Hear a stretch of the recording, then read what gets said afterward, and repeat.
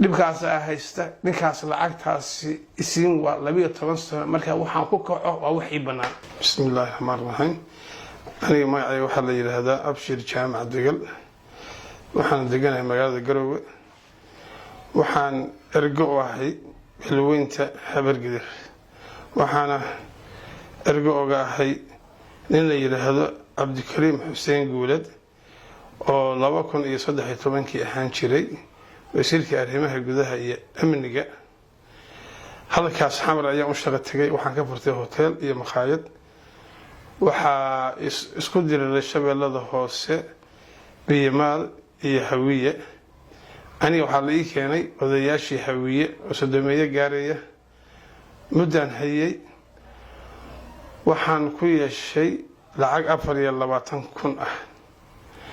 waxaana markii hore ii keenay hawsha ii keenay nin Cabdikariim Doobyare la yiraahdo oo la taliyaha arrimaha bulshada u ah wasiirka arrimaha gudaha iyo amniga. Cabdikariim markuu ii keenay waxayna oo dawladda waligay xukuumad yeelan lacagta inuu adaan ka raawo wuxuu yiri anaa iga rabtaa. muddadii waan hayay odayaashii si fiican u maamusay chief iyo raashinba. waliba hotelkaygu waa yaraayo qaar baan waxaan geeyay hotel kale oo lacagtii anaa baxshay. iyadoo saa aan ku jiray baa waxaa la ii keenay 7 nin oo Xasan Daahir Aweys markuu ka soo cararayay ninka la oran jiray Godane waagi 7 nin oo shabaab baa la ii keenay. iyagan muddaan hayay kabacdi waxaa soo dalacataa odayaashii hawshada markay dhamaatay nabadeyntii markay dhamaatay waxaa soo dalacataa lacagtaadii 24,000 bay ahayd. waan u gudbiyay odayaashii Hawiye aan la ii keenay. odayaashii Biimaalna waxaa la dejiyay hotel la yiraahdo Wardheere. hotelkaas lacagta ay soo dalacdeen waxay ahayd 73,000. isla waagiba waa la siiyay markii waa la siiyay lacagtii. aniga ilaa iyo hadda taydii la ima siin. muddaan dacwoonayay waliba madaxweyne Siciid Dani oo xilligaas wasiirka qorsheynta ka ahaa dowladda federaalka ayaan waxaan yiri wasiir intaan telefoon u diray inuu hadda xusay kala ma aqaan ninkaas wasiirka arrimaha gudaha iyo amniga lacag 24,000 doolar baa gashay. lacagtiin ilaa hadda waa la ahay. tilmaam fiican buu siiyay. wuxuu yiri inuu waxa la xiriirtaa xildhibaanadii baan la xiriiray Xasan Abshir Allah u naxariisto inta soo jeer buu ninkaasi i horgeeyay. wuxuu yiraahdaa lacagta waa siinaya waan garanaya lacagta waa bixinaya. hotelkii kale aniga ila midka ahaana isla markii buu siiyay. waxaa dhacday marka halka hawsha ay marayso waxaan dib ugu noqday ninkii Cabdikariim Doobyare oo hawsha ii keenay oo cayrka baan qabsaday waxaynu adaa xoolaha kan cunay iga dhacay. wuxuu yiri kaama dhicin xoolahaasna ma soo qaadin. waxa inda cadde baan kaxeeyay wuxuuna horgeeyay wasiirka arrimaha iyo gudaha amniga. wasiirkii wuxuu yiri lacagta 24,000 ah anaa lagu leeyahay anaa bixinaya niyahow anaa ku siinaya. waxaa iri meelaan kuu soo maray xilimayo niyahow muddo ii qabo. mudduu qabtay muddadii bixin waayay inda cadda bisan kaxeeyay. waan u tagnay inda cadda waliba kelmadda wuxuu isticmaalay ninka kale wuxuu nagu soo yiri intaan soo soconay nagu yiri ninka waa aniga Abshir ah. ninkaan ma jeertaan ahaan buu xoolahayga iiga dhacay u haystaa sababtoo aqoonadii kale Hawiye ahayd markiiba hotelkii weesaga siiyay.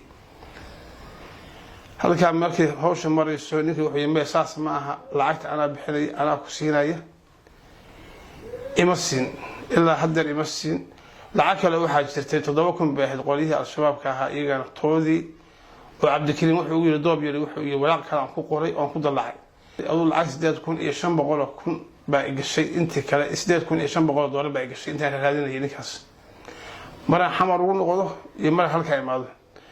lacagta totalkeeda waxa weeyaan 24,000 oo odayaashii Shabeellada Hoose laga soo qaaday iyo 7,000 oo ah nimankii la soo fakaday Xasan Daahir Aweys waa 31,000 iyo 8,500 oo inta aan ninkii aan raadinayay igu baxday waa 39,500 baa ninka ku leeyahay ayaantii dambe 4 sano ka hor baa waxaan arkay YouTube-ka waxaan ka daawaday Cabdikariin oo garow dhex fadhiya oo waliba beesha reerkayga qada u sameeyay oo raadinaya musharax madaxweyne federaalka ah odayaashan u tagay waxa warinkaas lacagtaasaan ku leeyahay ninka waxa la marti weeyaan lacagtii aduu kaaga dhawaa isaga baa fariin loo faray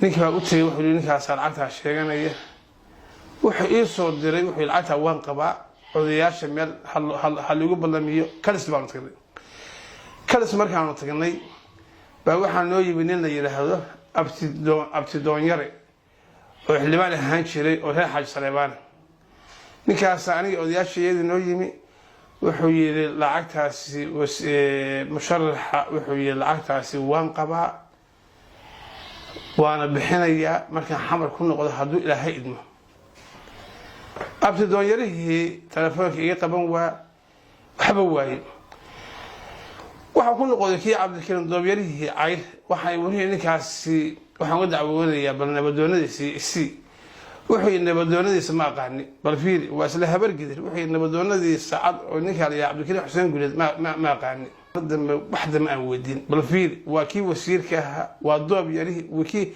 kii reer Xaj Saleebaan halkan xataa intuu noogu yimid lacagtaasi waa la bixin anaa ka soo qaadaya intaan waliba ay warinka aan helmayo bi anaa ka soo qaadaya anaa lagu imaanaya telefoon igama qaban dib dambe wax wara kama hayo marka wax u sheegaya balweynta habar gidir dibkaas haysta ninkaas lacagtaasi isiin waa 12 sano marka waxaan ku kaco waa wax ii banaan. Assalaamu calaykum wa rahmatullahi wa barakaatuh.